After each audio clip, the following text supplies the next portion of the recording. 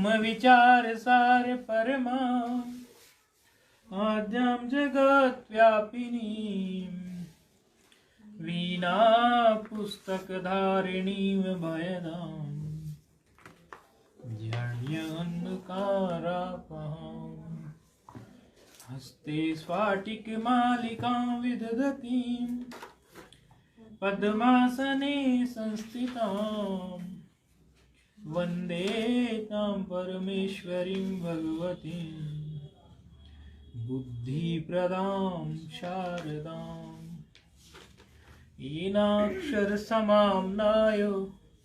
अधिगम्यो महेश्वरात् कृत्स्नं व्याकरणं प्रोक्तं तस्मै पाणिनये नमः वाक्यकारं वररुचिं भाष्यकारं पतञ्जलिं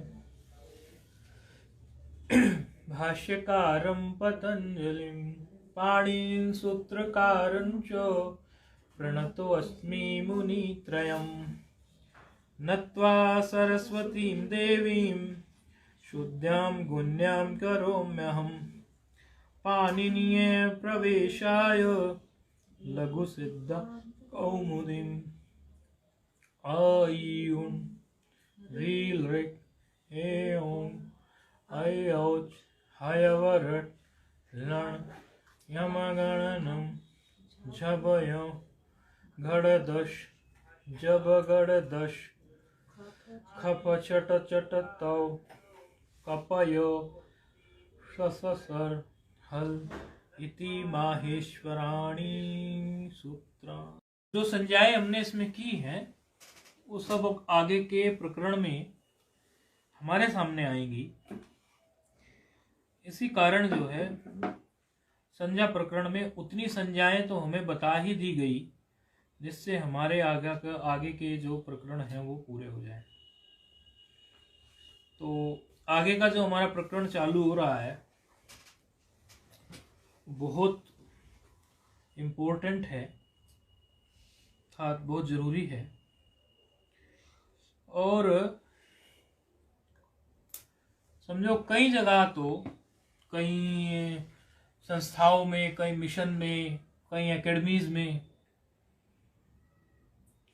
3 चीज ही केवल पढ़ाते हैं मात्र, क्योंकि लघु सिद्धांत कौमुदी की जो यात्रा है वो थोड़ी बड़ी पड़ती है, तो इसलिए ये संधि, कारक और समास, और संधि, कारक और समास पर पुस्तक भी उपलब्ध हैं जिनके माध्यम से वो पढ़ाते हैं। समझ में उससे ये आता है कि संधि प्रकरण बहुत ही ज्यादा इंपॉर्टेंट है। समास है, संधि है, ये सब इंपॉर्टेंट चीजें हैं। तो संधि प्रकरण को बहुत तल्लीनता से, बहुत अच्छे ढंग से समझ लेना, पकड़ कर लेना। यात्रा पाणिनीय प्रवेशाय है, पूरी लघु सिद्धांत कौमुदी की है, लेकिन अगर किसी को थकान हो या कुछ हो तो वो थकान कम से कम संधि के समय में तो उतार के फेंक दे अपनी, क्योंकि संधि प्रकरण शुरू हो रहा है और अब थकान नहीं चाहिए। तो अथाच संधि ही, अथ के जो अर्थ हैं, एक तो मंगलवाची अथ है, ब्रह्मा जी के मुख से अथ शब्द निकला है, और ओम और अथ ये दोनों मंगलकारी हैं। अथ बोलने से भी वही मंगल है जो ओम बोलने से है, ऐसा शास्त्र में वर्णित है। अच संधि अच के लिए है, मंगलकारी भी है अथ शब्द का अर्थ, और अनंतर भी है। अच शब्द के कई सारे अर्थ होते हैं। यदि कोई व्यक्ति पूरी गंभीरता से इसको देखना चाहता है कि अच शब्द के कितने अर्थ होते हैं, तो कहाँ है आपको पता होंगे, कहाँ उपलब्ध है? आप खोल रहे थे ना, मुझे लगा इसीलिए खोलेंगे आप। पेज 79 पर जाइए, वहां इसका एक आपको बोधन मिलेगा, आप उसको बाद में अपनी कॉपी में लिख लेना। यहाँ अधिक उस पर विचार हमें नहीं करना है, वो जो प्रकरण आएगा तब करेंगे, लेकिन आप उसको 79 पेज पर जो लिखा हुआ है उसको आप देख अवश्य लें, ताकि आपको थोड़ा सा आइडिया तो हो ही जाए कि अथ शब्द के अर्थ के लिए इन्होंने क्या बोला, टिप्पणी में पेज 79 पे मिला, अथो अथेति, मंगलानंतर, आरंभ प्रश्न, ये सब इसके अर्थ हैं। तो ये आप समझो, जहां अथ संधि अर्थात संधि लिखा है वहां थोड़ा टिक कर दो कि ये इसका अर्थ जो है पेज उतने पे, यदि अभी नहीं लिख पाए तो बाद में आप लिख पाएंगे, लिख सकते हो कि पेज 79 के टिप्पण में ये उपलब्ध है। यहाँ पर 2-3 अर्थों को लेकर बात है। एक तो अनंतर को लेके है, क्योंकि इसके पहले संज्ञा प्रकरण हुआ, यानी संज्ञा प्रकरण पढ़ने के अनंतर हम अच संधि पढ़ते हैं। दूसरा, मंगलकारी कारण से भी माना जाता है कि ये मंगलकारी है, उस दृष्टि से भी अथ को यहां लिया गया है, अथ आ गया तो अथाच संधि। तो अब जो है हमारा संधि प्रकरण शुरू हो रहा है। तो व्याकरण में 2 ही चीजें होती हैं मेलन के लिए, एक समास और एक संधि। ये कई बार बात कही जा चुकी है कि समास 2 पदों के बीच होता है और संधि 2 वर्णों के बीच होती है। नहीं, ये तो अच की तो बात अच की है, वैसे सामान्य संधि शब्द की बात, सामान्य यहाँ अच की बात है। और इसमें भी शास्त्रार्थ है जो आपको कभी किसी ने बताया भी नहीं होगा। अच संधि में हम आपको हल संधि दिखा देंगे, वो तो, लेकिन एक समय फिर ज्यादा लग जाओ, शास्त्रार्थ के विषय हैं तो वो तो उस पर तो विचार में नहीं जाना मुझे। लेकिन मैं तो एक सामान्य संधि की बात कर रहा हूं, अभी अच नहीं बोल रहा हूं। संधि जो शब्द है वो जोड़ने के लिए है, और फिर अच की आ ही रही है आगे, तो मैं अच के, तो संधि का काम है मेलन, मेलना। तो ये वर्णों का मेल है, वर्णों का जोड़ना है।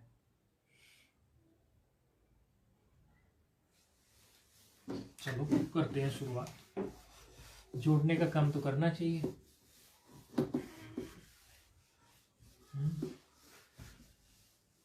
संगठन बनते हैं जोड़ने के लिए, तो चलो हम कम से कम वर्णों को तो जोड़ दें।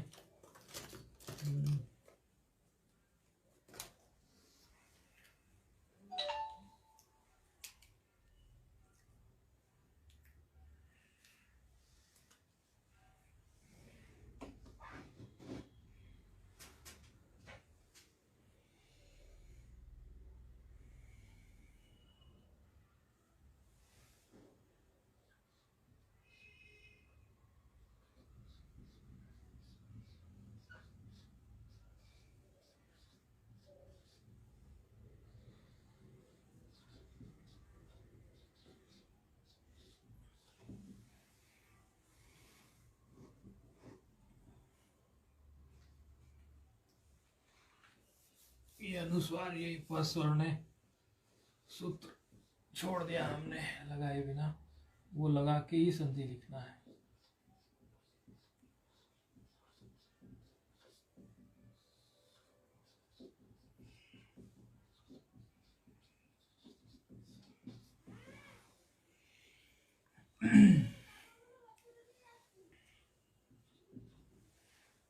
मेलने के अर्थ में, जोड़ने के अर्थ में संधि कही जाती है।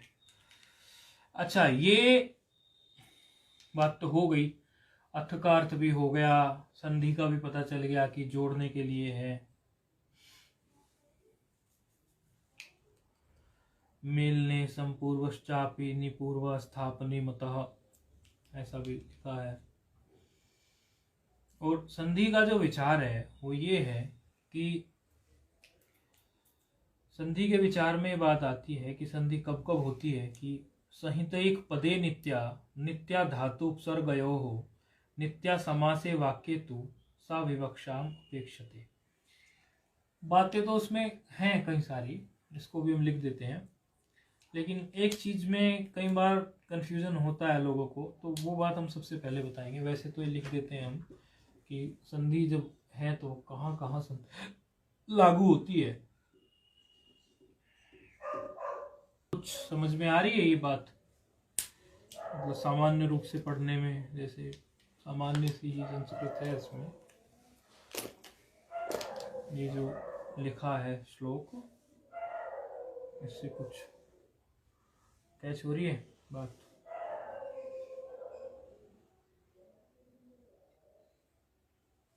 हो रही है कुछ? आप कुछ महाराज ये बात पहले सुनी हुई लगती है? नहीं है कि सुनी हुई है? सुनी हुई है। हाँ। तो क्या कह रहे हैं ये श्लोक, थोड़ा बताइए। कुछ अगर आइडिया सा हो तो। नहीं होगा तो चर्चा कर ही रहेगा, इसमें तो कोई ऐसी बात नहीं।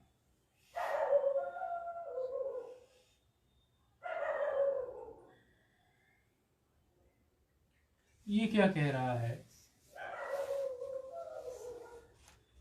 संहिता मतलब संधि की बात हुई है, वो तो कल इस बारे में चर्चा हुई थी। संहिता संधि की बात हुई है। संहिता एक पदे नित्या, कोई एक पद हमारा है, उस पद में अगर कुछ इस तरह के वर्ण है, संधि होता क्या है वस्तुतः? ये ऐसा है कि ये एक तरह से हम तो जब पढ़ते हैं ना इसको, संधि को, हम अपना अनुभव बता रहे हैं इसमें। जब शुरू किया था हमने पढ़ना, तो हमें तो ऐसा लगा जैसे दो मैग्नेट होती है ना, मैग्नेट, दो चुंबक, आसपास उनको रख दो तो वो चिपक ही जाएगी। संधि ऐसे ही है, मतलब आप अगर संधि कार्य उनमें दोनों में है, कोई भी संधि उसके लिए अष्टाध्यायी में है, तो वो वर्ण चिपक ही जाने हैं, जुड़ ही जाने हैं। तो एक पद जब बनेगा तो नित्य उसमें संधि रहेगी। तो संहिता एक पदे नित्य, संधि रहेगी ही। नित्य धातु उपसर्गयो, धातु और उपसर्ग का जब मेलन होता है, कोई धातु हमने ले ली और उसके पहले हमने कोई उपसर्ग ले लिया और उनमें कोई ना कोई ऐसा सूत्र हमारा बैठ गया कि जो संधि सूत्र है, तो वो अवश्य ही संधि हो ही जाएगी, रुकेगी नहीं। मतलब ये अनिवार्य बात है, क्योंकि अंतिम पंक्ति में फिर एक छूट छाट की बात आएगी, इसीलिए पहले अनिवार्य बात कही। कोई भी, हाँ, फिर क्या है? नित्य धातु उपसर्गयो, नित्य समासे वाक्य, समास के जो वाक्य होते हैं उनमें भी संधि होगी ही होगी, वो भी संधि के बिना नहीं रह सकते। अब ये सबसे इंपॉर्टेंट बात है, यहां कई बार लोगों को कंफ्यूजन रहता है, इससे कंफ्यूजन दूर होगा। वो समास में, हाँ, समास की बात हुई, वाक्य तू सा नित्य समास है, यहां तक समास की बात चल गई।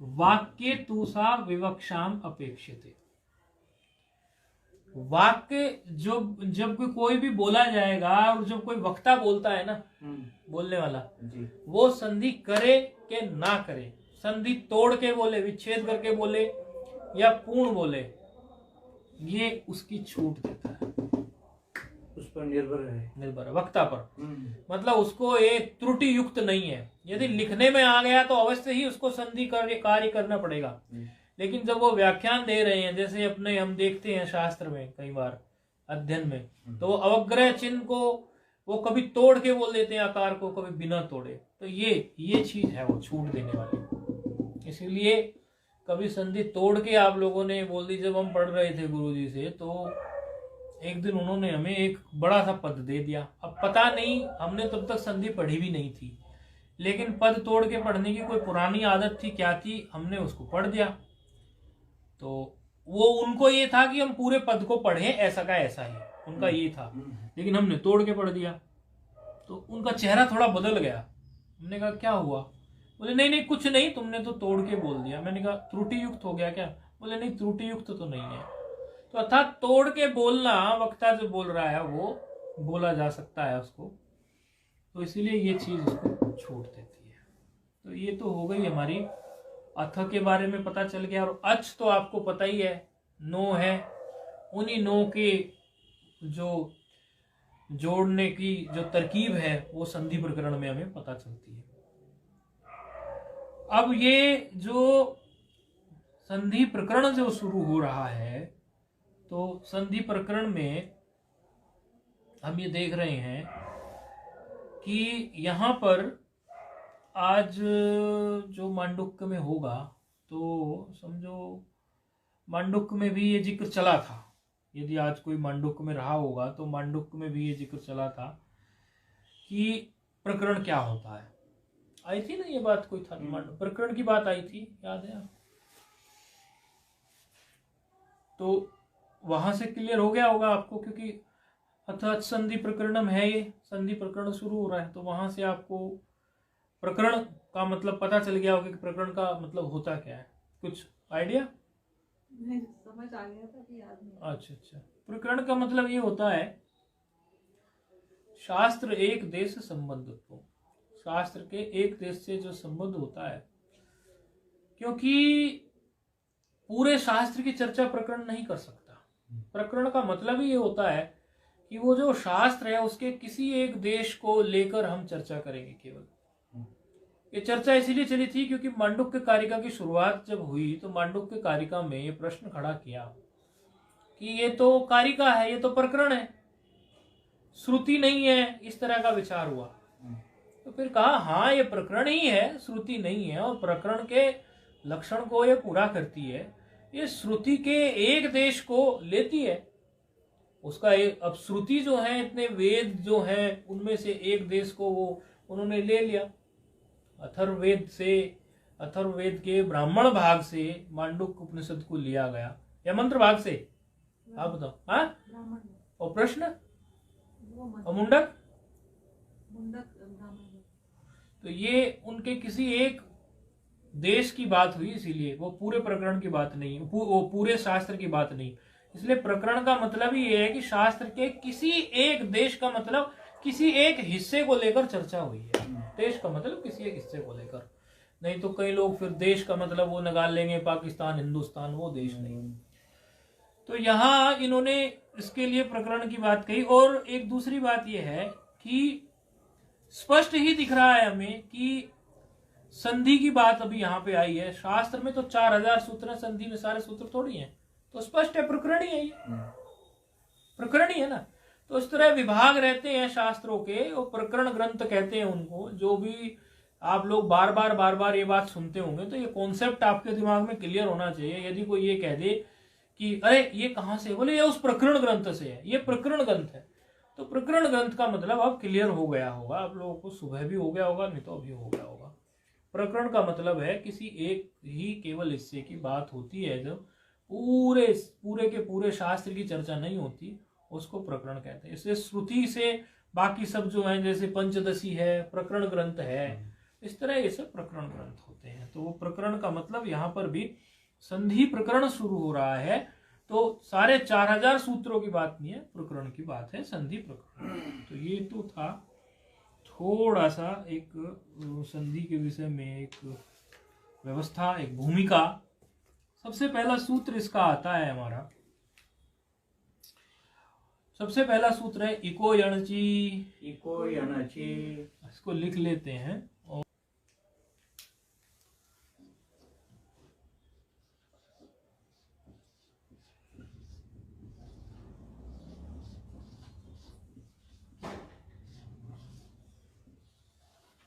बड़ा बढ़िया सूत्र है, बड़ा फेमस सूत्र है, बड़ी प्रसिद्धि है इस सूत्र की, हर जगह प्रसिद्ध है ये। 6174 इसका क्रमांक है। और पहले इसकी हम विभक्ति तोड़ लेते हैं। इकह, नंबर अलग अलग क्यों हो जाते हैं कई बार? 77 है क्या? मेरे पास एक दूसरी पुरानी पुस्तक है, ये नई पुस्तक है। एक व्यण, ये तो विभक्ति बदल जाएगी एक वचन के, फिर वो भी सीधा जो है षष्ठी बदल जाएगा। अब षष्ठी के स्थान पर षष्ठी, ऐसा तो होगा ही नहीं। यणः लिखते ही षष्ठी हो जाएगी। फिर अची, एक षष्ठी, ये प्रथमा और ये सप्तमी, भाव सप्तमी कहते हैं इसको, भाव सप्तमी।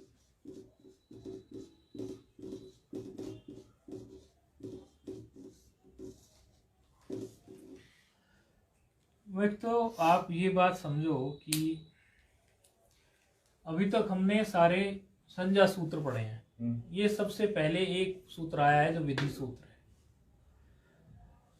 तो संज्ञा सूत्र जो हमने पढ़े हैं उसका लक्षण दिखाया था, अगर किसी को याद हो तो बहुत अच्छी बात है, नहीं हो तो बेसन के लड्डू खा खा के याद कर लेना ठंड के मौसम में।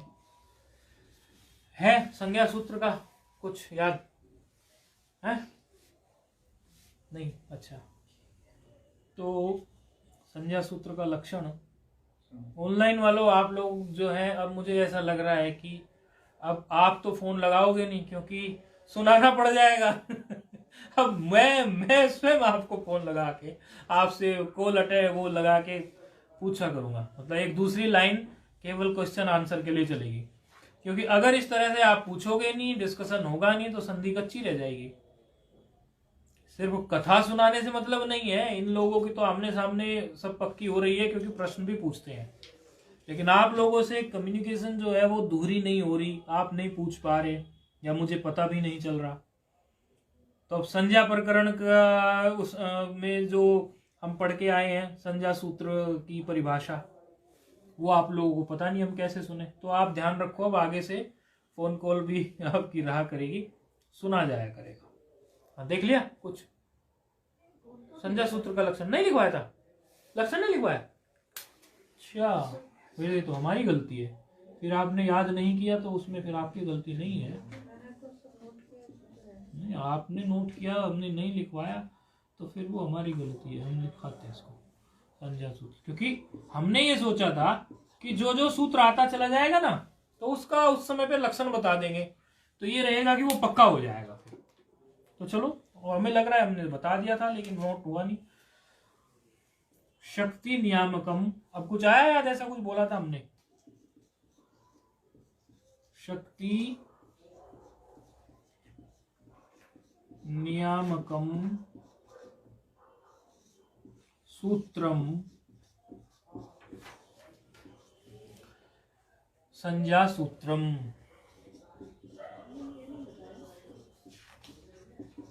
चलो अब लिख लो, क्योंकि विधि सूत्र भी आ रहा है और उसके आगे फिर और भी एक सूत्र आ रहा है, ये संज्ञा सूत्र का लक्षण है।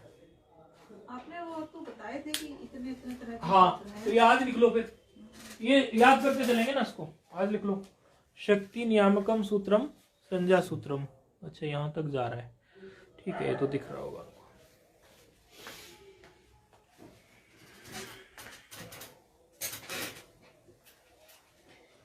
ज्यादा तेज चल नहीं रहे हैं तो छोटी छोटी चीजें तैयार करते चलेंगे ना। और अब मैं पूछा भी करूंगा, अभी तक मैंने पूछना शुरू नहीं किया है, अब मैं पूछा भी करूंगा क्योंकि पक्का हो जाएगा ना पूछने से, वो ऐसे कच्चा रह जाएगा। शक्ति नियामकम सूत्रम संज्ञा सूत्रम, भाई नाम में उसकी शक्ति होती है कि नहीं होती है? नाम में नामी की शक्ति होती है कि नहीं होती है? संज्ञा में संजी की शक्ति होती है कि नहीं होती है? तो शक्ति नियामकम कैसे होती है तो बताइए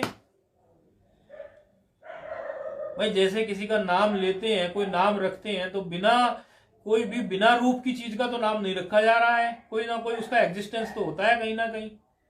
नामकरण विधि हाँ, नहीं, उसका कहीं ना कहीं कोई अस्तित्व होता है तभी तो नाम है। अगर वो वस्तु अस्तित्व ही नहीं है तो उसका नाम नहीं होगा, यानी उसकी शक्ति है। तो शक्ति नियामकम सूत्रम संज्ञा सूत्रम। अब ये पहला ही सूत्र आया है एको यणचि, जो कि विधि सूत्र है, इसीलिए विधि सूत्र का लक्षण भी हम लिख देते हैं, वो अवश्य नोट कर लो। संज्ञा सूत्र का लिख लिया, अब विधि सूत्र का लिख लो।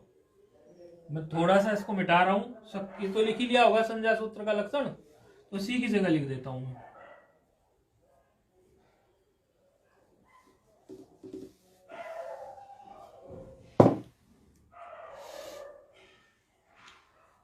अपूर्वार्थ बोधकत्वम, यही है ना?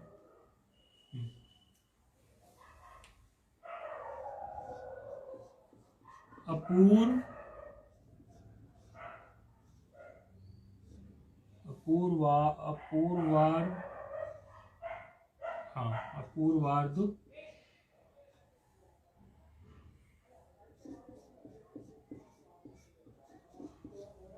बोधकम सूत्रम विधि सूत्रम।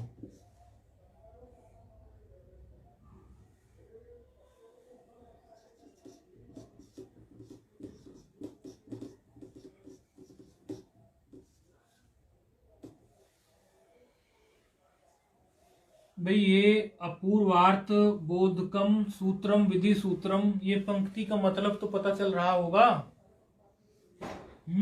सिर्फ रट्टे नहीं घोटने हैं। यहाँ पर मुझे रोज विद्यार्थी मिलते हैं, उनको सब याद है, रट्टे बहुत हैं इनके बढ़िया, लेकिन जब उसका अर्थ पूछते हैं वहां गोल हो जाता है मामला। तो वो फिर ज्ञान मतलब 50% में रह गया, क्योंकि रटना भी जरूरी है, लेकिन 50% हुआ ना वो, तो 50% उसको जानना भी है। तो अपूर्वार्थ बोधकम सूत्रम विधि सूत्रम, इसका अर्थ आप में से कोई एक बता दो मुझे, क्योंकि इसका सरल है अर्थ, इसलिए हम पूछ रहे हैं।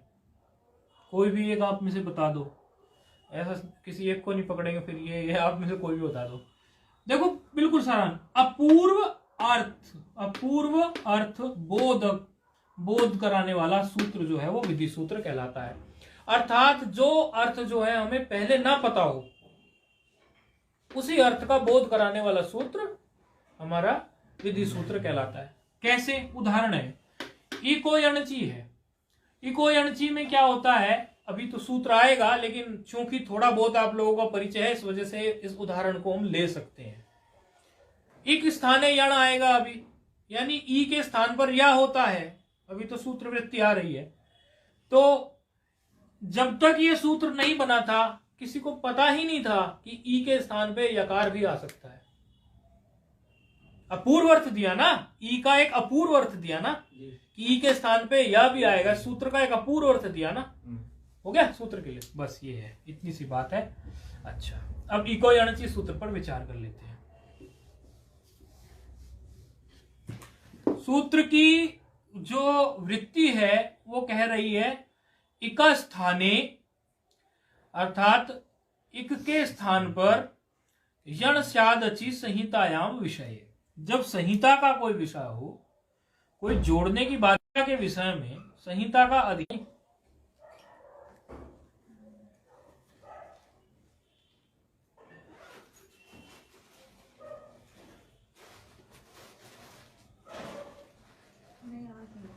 कोई बात नहीं। ये सूत्र कौन सा है? 6-1-74, 6-1-77, तो 6-1-72 से और 6-1-72 से लेकर 6-1-84 तक। मुझे अगर सही याद है तो, मेरे पास तो पुस्तक है, अभी देख सकता हूं। ये संहिता का अधिकार चल रहा है। 6-1 अभी निकालते हैं इसमें, 6-1-72 से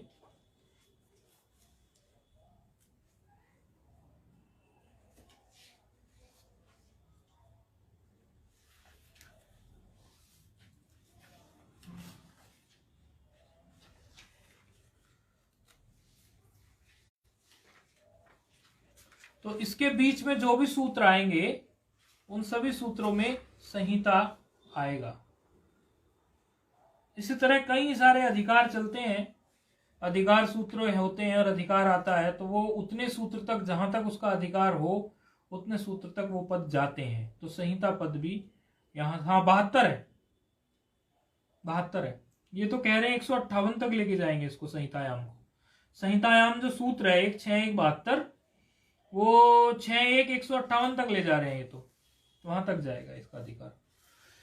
तो उसका तात्पर्य वही है कि संहिता का जब विषय हो, जब हमारा मन करे कुछ संधि इत्यादि करने का, तो इक के स्थान पर यण हो जाए। तो इक का मतलब क्या है? इकहा षष्ठी है, तो षष्ठी स्थाने योगा के सिद्धांत से, षष्ठी स्थाने योगा सूत्र ये कहता है, षष्ठी स्थाने योगा का मतलब ये है कि जब भी षष्ठी की बात हमारी लघु में चलेगी यहाँ, तो हमें हमेशा यही कहना है कि के स्थान पर। जब भी षष्ठी कहें हम किसी भी पद में, तो उसको आपको कहना है कि इसके स्थान पर। और यहां पर इन्होंने कहा इक के स्थान पर, अर्थात इक प्रत्याहार के स्थान पर यण प्रत्याहार के वर्ण हो जाएं। इक प्रत्याहार में कौन कौन से वर्ण आते हैं जरा आप मुझे बता दें, आप बता दें। ई उ री ली, ठीक है। और यण प्रत्याहार में जो इसके स्थान पर आगे बैठने वाला है, इक के स्थान पर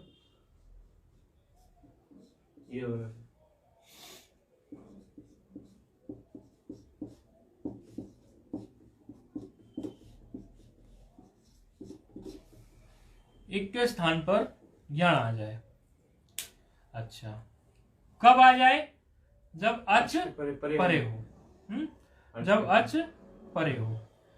तो इन्होंने सिर्फ इतनी बात कही कि इक के स्थान पर यण आ जाए जब अच परे हो, और उन्होंने एक ऐसी ही कंडीशन दे दी। उसी कंडीशन के बेस पर ये इसको ले रहे हैं।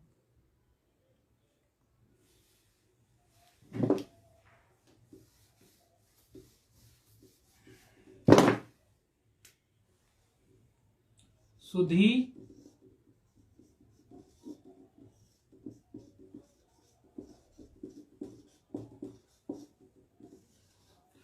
अच्छा, ये जो ई है ये कौन से वाला ई है? ये वाला कि ये वाला? ये है ना, ठीक है। इतनी तो बात आपने सही बता दी। तो फिर ये और बता दो मुझे कि इक प्रत्याहार में इक प्रत्याहार जो मैंने यहां लिखा उसमें आपने वर्ण बताए मुझे अभी अभी, ई उ री और लरी, यही बताए थे ना? सही है हम? हाँ। अच्छा, फिर आप मुझे ये बता दें कि इसमें तो कहीं भी नहीं आया दीर्घी, फिर ये कैसे बताएं? सूत्र लगेगा कैसे? अनुदित स्वर्ण से चा प्रत्यय सूत्र। क्या कह रहा है अनुदित स्वर्ण से चा प्रत्यय? अविद्यमान अन वो अपने स्वर्ण के संज्ञक होते हैं। हाँ, इसका मतलब ये हुआ कि इस ई से इस ई का भी ग्रहण हो जाएगा, और ये ई कितने प्रकार की है? 18 प्रकार। ठीक है, वो भी 18 प्रकार का है, और री कितने प्रकार का है? 64 प्रकार का। 30। री दोनों मिला के नहीं, री लिख दिया 30 प्रकार का। री कितने प्रकार का अभी बताइए आप? ये तो यही तो मतलब री तो चलो 30 प्रकार का है, री भी बता दीजिए। री 12 का है। 12 और 18 थे दोनों। नहीं, वो तो थे, लेकिन मतलब री तो हमने, आपने बोला 30 प्रकार का, हमने लिख दिया। री को कितने प्रकार का लिखा? 12 लिखना है। 12 लिखना है। कितने लिखना है?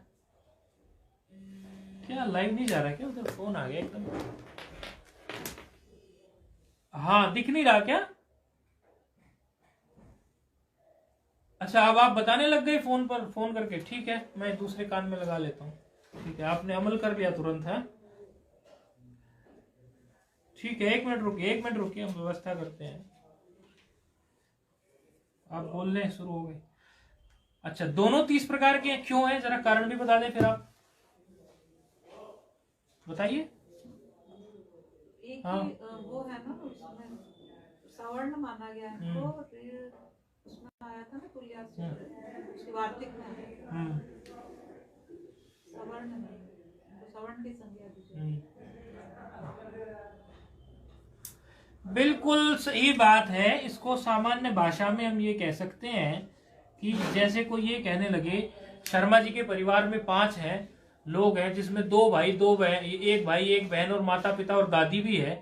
तो अब कोई बच्चा बाहर जाएगा तो वो ये कहेगा कहीं बाहर जाके कि हमारे ना 1 नहीं 4 प्लॉट है, 4 प्लॉटों पे हमने बिल्डिंग खड़ी की हुई है।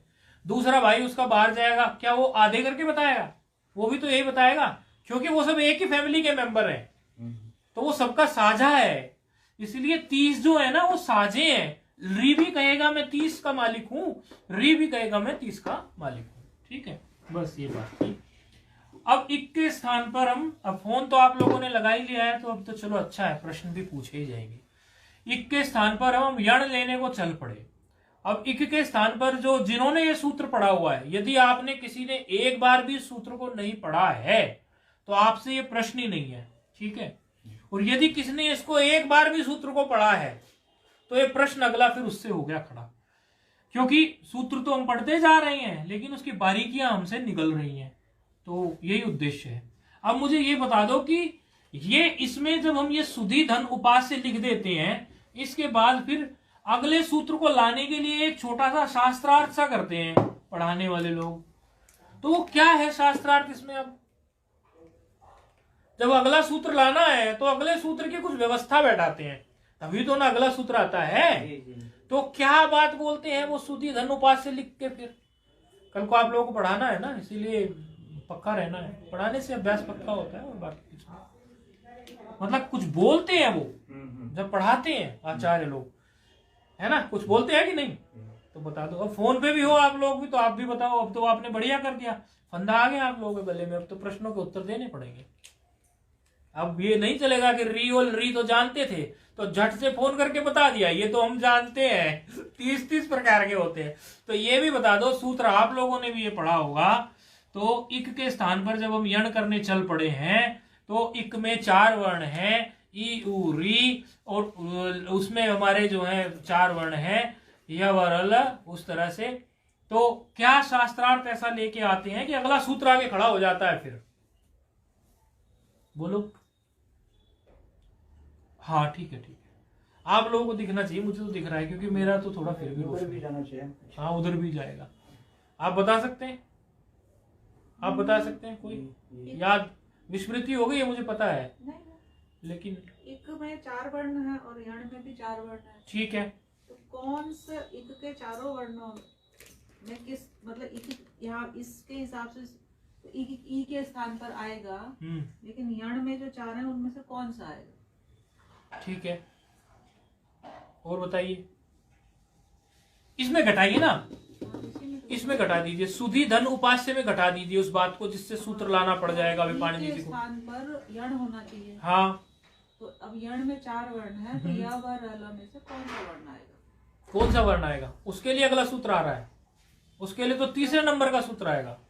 अभी जो इससे जस्ट आगे का सूत्र आने वाला है, पहले तो उसकी व्यवस्था जमाओ, क्योंकि ये सूत्र आपको पता है सीधे 5-6 सूत्र चलते हैं इस रूप को लेके। अगर एक एक हमने सूत्र को नहीं समझा तो वो 5-6 की सीक्वेंस में आनंद नहीं आएगा। तो वो जो 5-6 सूत्रों की सीक्वेंस बनेगी उसमें एक एक पॉइंट हमें ये बताओ, इस सूत्र को क्यों लाना पड़ा, इसको क्यों लाना पड़ा, इसको क्यों लाना पड़ा, वरना अंत में हम उसको जोड़ तो देते हैं लेकिन उनका पता नहीं रहता। नहीं, इक कौन सा वाला ले? हाँ, तो इक कौन से वाला मतलब इक में ई उ री र है। हाँ, तो उकार भी है, स के साथ हाँ, उकार जुड़ा हुआ है। हाँ, तो वहाँ वाला इक में चेंज आएगा या धातु? आप कैच कर रहे हैं। तात्पर्य ये है कि इक प्रत्याहार की जो बात हुई है, उन्होंने कहा कि इक के स्थान पर यण होना चाहिए। तो इक के स्थान पर यण होना चाहिए, तो ई उ री और री, इन तीनों के स्थान पर यण होना है। तो इस सुधी नामक शब्द में तो उकार भी इक प्रत्याहार के अंतर्गत आ गया, और धा के बाद में जो इकार है वो भी इक प्रत्याहार के अंतर्गत आ गया। तो कौन से इकार के जगह या उकार के जगह, क्योंकि दोनों ही इक में है, कौन से इक के जगह हम यण करें? एक प्रश्न। प्रश्न नंबर 2, प्रश्न नंबर 2 ये क्या आया कि इक के स्थान पर यण करो और वो जो है आपको अच परे रहते करो। फिर कहेंगे कि ये देख लो आप जिसमें अच परे हो उसमें करना है। वो तो जब ये प्रश्न खड़ा किया पूर्व पक्षी ने कि इक के स्थान पर यण होना है, तो बोले उसमें क्या है, उसमें तो व्यवस्था आ गई, अच परे हो तो कर लो। तो अच तो यहां भी मिल रहा है कि सुधी में जो उकार है, इस ये उकार इक है और इक से परे ये इकार का अच भी मिल रहा है। भाई जो सुधी में उकार है ये इक के अंतर्गत आ गया। कंडीशन क्या है? कंडीशन ये है कि इक के स्थान पर यण करो, अच के परे रहते, अची मतलब अच के परे रहते।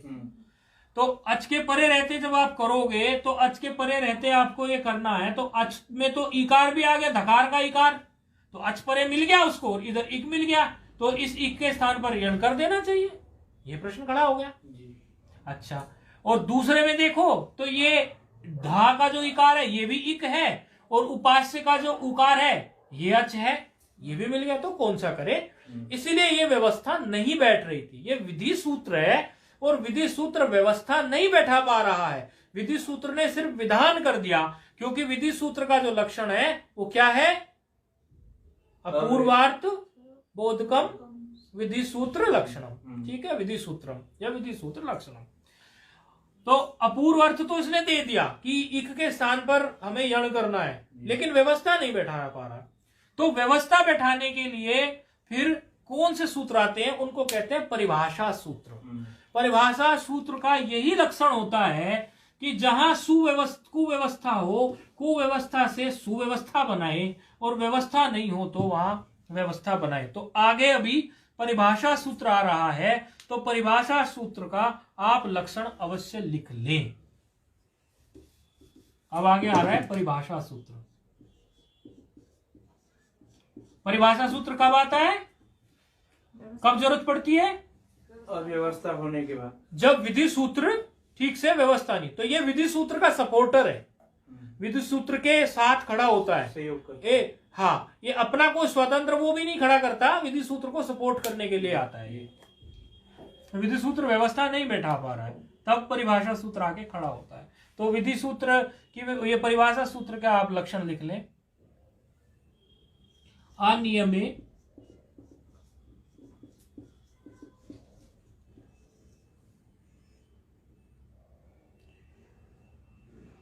नियम कारणी भाषा,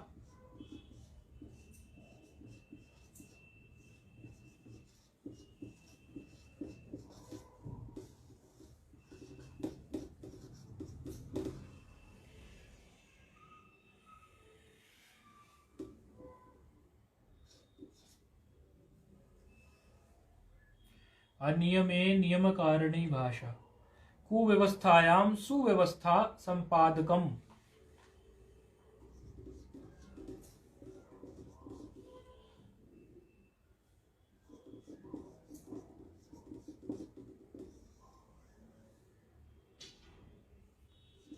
ऑनलाइन वालों ये याद करने हैं लक्षण, जो भी लक्षण बता रहे हैं।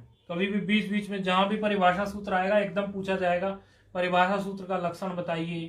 कहीं पर विधि सूत्र आएगा तो विधि सूत्र का लक्षण बताइए। संज्ञा सूत्र आएगा तो संज्ञा सूत्र का लक्षण बताइए। तो आप फोन नहीं लगाओगे तो हमें लगाना पड़ेगा, क्योंकि ये ऐसा नहीं चल रहा है कि हम बोले जा रहे हैं आप सुने जा रहे हो। कि बोले मक्खी उड़ी, बोले हाँ महाराज, तो मक्खी उड़ी, बोले हाँ, तो 2 उड़ी, बोले हाँ महाराज, 3 उड़ी, बोले हाँ महाराज, 4 उड़ी, बोले हाँ महाराज। और ऐसे हाँ महाराज करके वो तो सो गया सुनते सुनते। महाराज जी को लगा इससे तो सो ही गया, कैसे पता चलेगा ये सो रहा है कि जग रहा है। तो बोले मक्खी उड़ी 5, बोले हाँ महाराज, पूरी की पूरी गुड़ की भेली लेके उड़ गई, बोले हाँ महाराज। अच्छा, 5 मक्खी पूरी गुड़ की भेली लेकर उड़ सकती है कभी? सो रहा है तो ऐसा नहीं है कि हम यहाँ पढ़ाए जा रहे हैं और आप आराम से उधर जो है नींद फरमा रहे हो, क्योंकि आजकल ऐसा भी चल रहा है, ऑनलाइन का चल पड़ा ना सिस्टम, तो लोग जो है होल्ड पे कॉल डाल देते हैं और लगभग उनके जो भी काम होते हैं वो उसी टाइम निपटाते हैं। मतलब पढ़ाई के टाइम पर सारे काम याद आ जाते हैं जब ऑनलाइन का पाठ चलता है। तो अभी जो ऑनलाइन है, ऑनलाइन जाने का सोच रहे हैं, ऐसा ना करें, पढ़ना पड़ेगा। तो अनियमे नियम कारिणी भाषा, कुव्यवस्थायां सुव्यवस्था संपादकम सूत्रम परिभाषा सूत्रम। अब सूत्र आ गया, लिख लिया होगा आप लोगों ने। अच्छा जी, व्यवस्था बिगड़ गई थी, पता नहीं चल रहा था कि इक के स्थान पर यण कैसे किया जाए, तो अगला सूत्र आके खड़ा हो गया। तस्मिन् नीति निर्दिष्टे पूर्वस्य, तस्मिन् नीति निर्दिष्टे पूर्वस्य। हाँ, तो अब ये सूत्र आके खड़ा हो गया, तस्मिन् नीति निर्दिष्टे पूर्वस्य।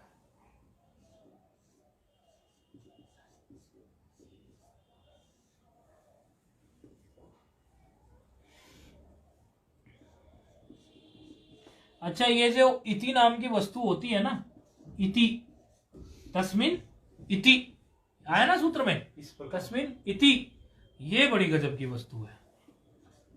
ये शब्द बड़ा गजब का है। इसके बारे में अगर आपको पता हो तो जैसे कोई व्यक्ति विशेष होता है तो लोग कहते हैं इनके बारे में 2 शब्द कहेंगे, ऐसा बोलते हैं ना। तो इति के बारे में 2 शब्द कोई कहना चाहे तो कहें, बड़ी गजब की चीज है ये इति। वैसे सामान्य अर्थ तो इसका इस प्रकार आपने कह दिया, लेकिन ये इतने तक सीमित नहीं है। इति का मतलब अंत भी होता है। अंत, चलो एक नई बात हमें भी पता चली, इति का मतलब अंत भी होता है। चलो और बताओ कुछ और बात इसके बारे में। इस सूत्र पे घटानी है ना वो बात, हमें कहानी थोड़ी गानी है। ये तो सूत्र में कोई बड़े पद नहीं है, मतलब स्पष्ट है पद। तस्मिन् इति निर्दिष्टे, इति की बात चल रही है तो इति की बात थोड़ी बता दीजिए। तस्मिन् का मतलब तो पता होगा आप लोगों को। तस्मिन तो हम्म। सप्तमी इस सूत्र में थोड़ा झोल झाल है।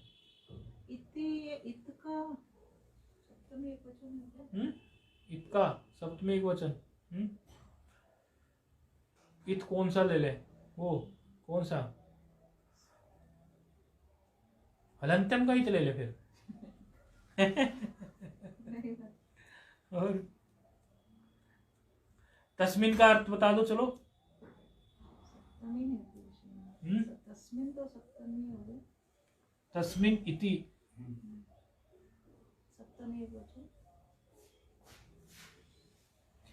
एक तो इस सूत्र में सबसे बड़ी बात यह है कि सामान्य रूप से अगर तस्मिन को देखोगे तो तद का प्रातिपदिक में तस्मिन आ जाएगा जी।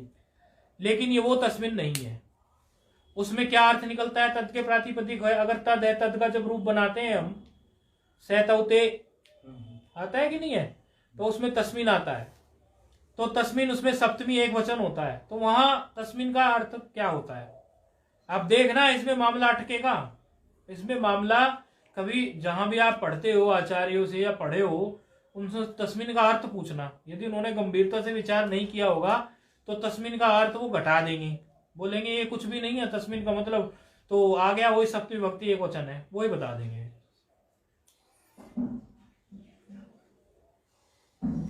अच्छा, लेकिन यहाँ वो नहीं है, क्योंकि उसका अर्थ क्या निकलेगा? उसमें, उसमें निकलेगा कि नहीं, या उस पर, या तो उसमें या उस पर। में और पर आता है ना सप्तमी में, तो ये वो अर्थ यहां बनेगा ही नहीं। उस अर्थ से सूत्र का अर्थ ही गड़बड़ा जाएगा।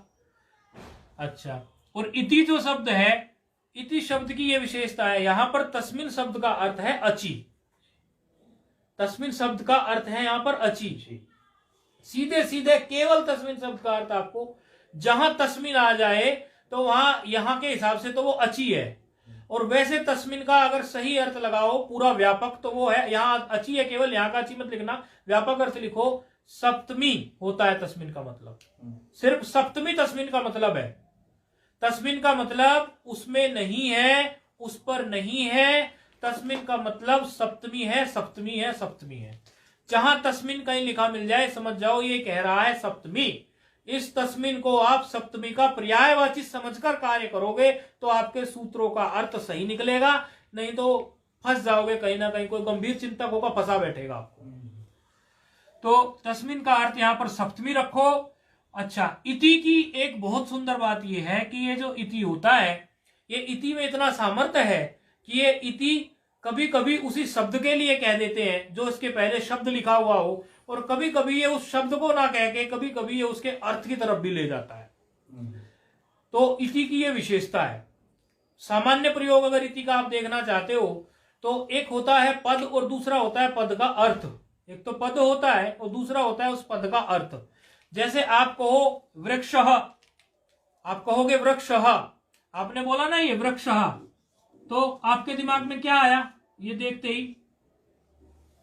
क्या आया? वृक्ष है देखते ही, वृक्ष देखते ही ये वृक्ष है कोई। और अगर इसके बाद में मैंने लिख दिया इति, फिर आपके दिमाग में क्या आया? इति का चमत्कार देख रहे हैं ना हम। ये छोटे छोटे चमत्कार है, जैसे एक प्रकरण का चमत्कार था, संधि नाम के शब्द का चमत्कार था, ऐसे है। ये पक्के करते जाओ। इति का क्या चमत्कार है यहाँ पर? मैं जबरदस्ती पाठ को खींचने की कोशिश नहीं कर रहा हूं। मुझे पता है कि अगर ये यहां से इति निकल गया आगे फिर इति नहीं आने वाला। इति शब्द से यहां पर जब वो किसी शब्द के इस प्रकार बाद में आ गया तो अब वो केवल इस शब्द की बात कर रहा है, इसके अर्थ की नहीं। ठीक है? वृक्ष इति अगर ऐसा बोले, वो तो संधि कार्य है, वो भी लोप हो जाएगा विसर्ग का, वो मैं नहीं अभी बताया, तुम लोगों को पढ़ाया नहीं है इसलिए उस तरफ नहीं। वृक्ष ही समझो इसको। वृक्ष इति अगर लिखते हैं तो अब आपके दिमाग में वृक्ष इति मतलब ये पद जो है वृक्ष, वो पेड़ वृक्ष नहीं, ये पद जो है वृक्ष। बात क्लियर है ना जी? शब्द का चमत्कार, शब्द पर बोले, बस केवल वही फोकस है इसका, उसके अर्थ तक नहीं जाएगा। इति ये इति की महिमा है। तस्मिन इति निर्दिष्ट है पूर्व से। अब सामान्य रूप से ये सूत्र की वो हो गई, अब इसकी वृत्ति की तरफ चलते हैं। वृत्ति कह रही है सप्तमी निर्देशेन विधीयमान कार्यम, विधीयमान कार्यम आप लोगों को क्लियर है अच्छे से, जो विधीयमान किया गया हो। सप्तमी से निर्दिष्ट जो हो विधीयमान कार्यम, वर्णांतरेण अव्यवहितस्य पूर्वस्य बोध्यम। इसकी सामान्य हिंदी है बहुत कि सप्तमी के निर्देश से क्रियामान कार्य अर्थात विधीयमान कार्य अन्य वर्णों के व्यवधान के रहित, अन्य वर्णों के व्यवधान से रहित, अव्यवहित बोले ना, अन्य वर्णों के व्यवधान से रहित पूर्व के स्थान पर जानना चाहिए। ये इसका सामान्य सा अर्थ है कि सप्तमी से जो भी कार्य निर्दिष्ट किया गया हो, सप्तमी से, और सप्तमी कहां है बोले तस्मिन, तस्मिन, तो तस्मिन सप्तमी, तो सप्तमी से जो निर्दिष्ट किया गया कार्य है, तस्मिन इति मतलब सप्तमी इति, यानी सप्तमी से उस तरह से निर्दिष्ट किया गया कार्य पूर्वस्य, पूर्व को होना चाहिए। तो इससे हमारा लाभ क्या हुआ? हमें लाभ ये हुआ कि जो हमारी अव्यवस्था हो रही थी सुधि धन उपास्य में, वो क्या हुई? सुधि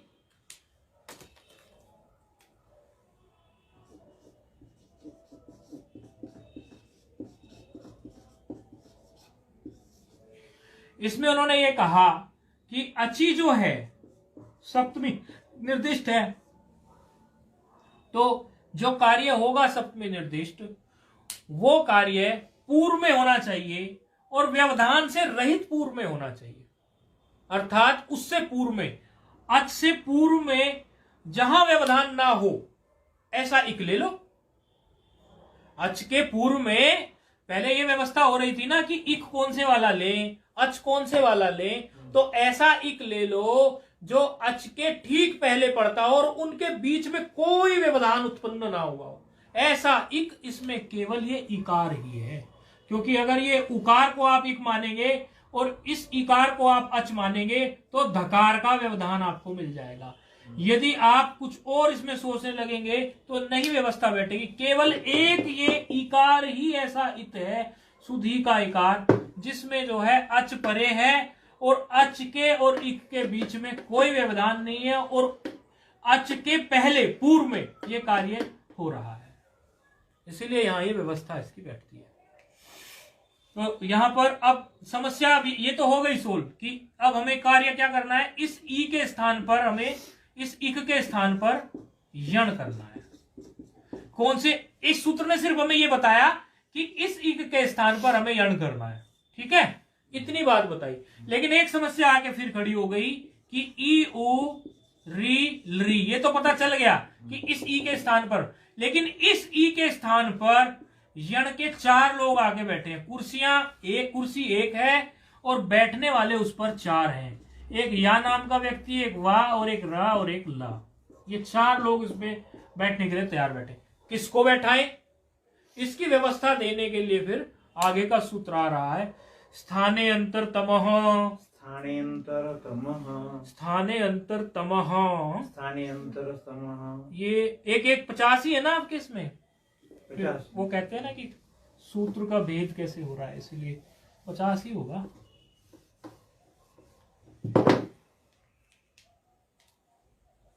स्थाने अंतर तमः, स्थाने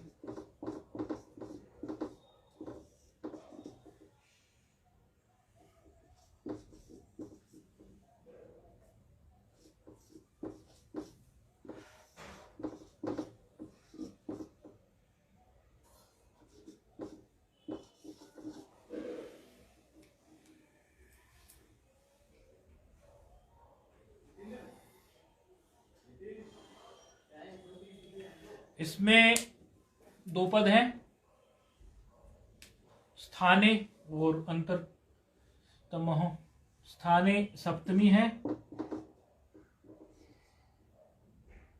और अंतरतम है प्रथमा होगी, हाँ प्रथमा।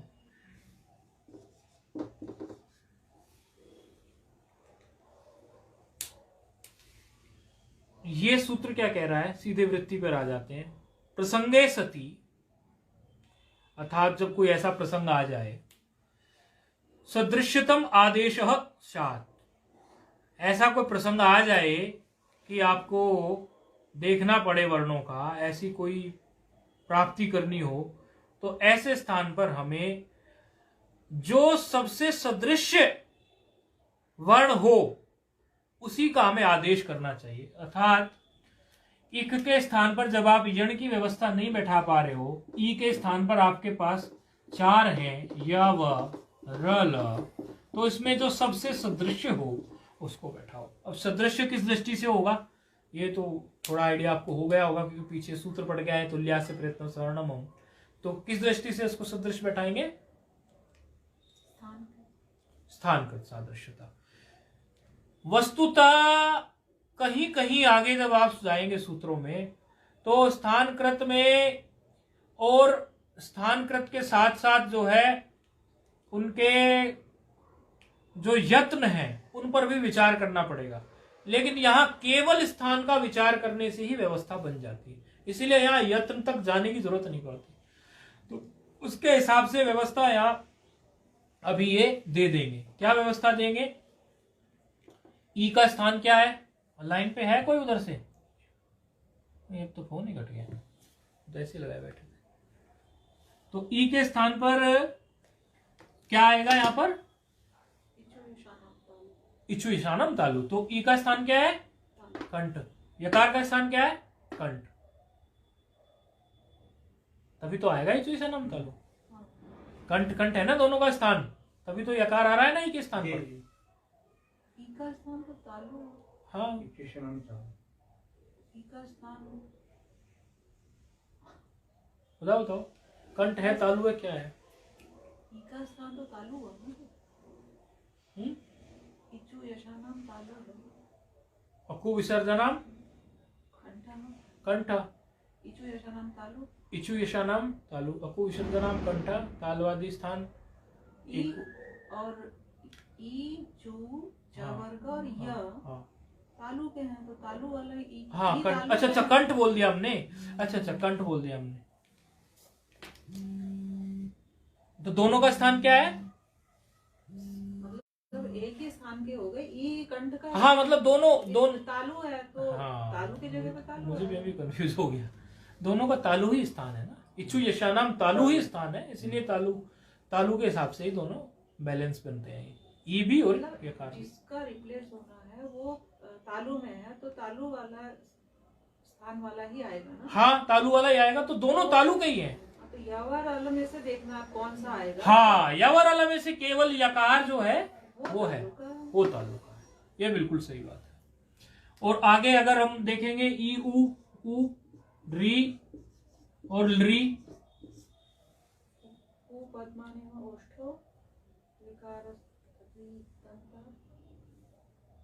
तो ओष्ठ हो गया ना, तो बकार से ओष्ठम है, वो भी नहीं आएगा। स्थान बदलते तो स्थान अलग है, तालु वाला यही है यकार।